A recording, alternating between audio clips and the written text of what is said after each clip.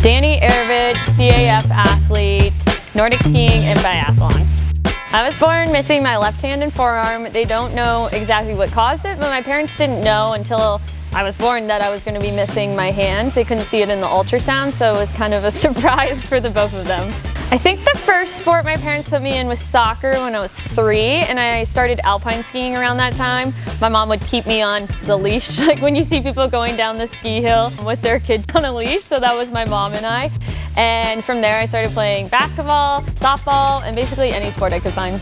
When I was growing up, I didn't really have a role model who looked like me, and my mom noticed that, so she started putting together a scrapbook whenever she'd see an article about someone who had an arm amputation doing something like a local high school girl who was on her varsity basketball team, or a professional bowler who had one hand. And since I didn't know someone personally that I could really look up to who looked like me, I was able to go to this book and read these articles about people who had similar disabilities and what they were able to accomplish.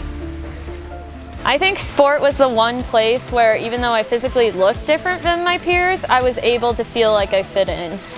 I only discovered Nordic skiing about 2.5 years ago. The rule of thumb is it usually takes about 4 years to really start figuring out how to ski, and so she has blasted through those initial impressions and really exceeded pretty much everyone's expectations of where she would be at this time.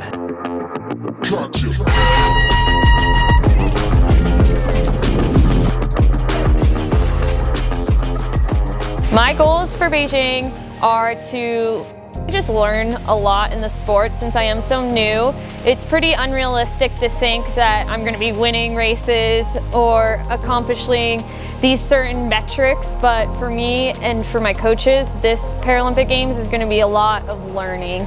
I'm incredibly proud of Dani, and I can't wait to see what she does in Beijing.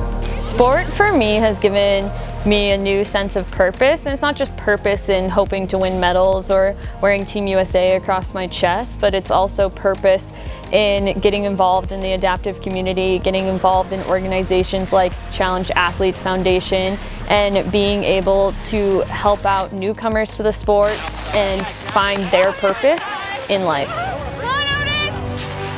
I think being able to look to that book and see examples of people who looked like me accomplishing high things in sport definitely encouraged me that despite missing my hand, I could still be a competitive athlete and be a competitive athlete amongst my able-bodied peers. And so now I hope that I can be that inspiration for maybe one of these kids we meet at a CAF camp, that they also can not only be successful in adaptive sports, but they can maybe take that into their school team or their club team and be able to be a successful athlete in the able-bodied world as well.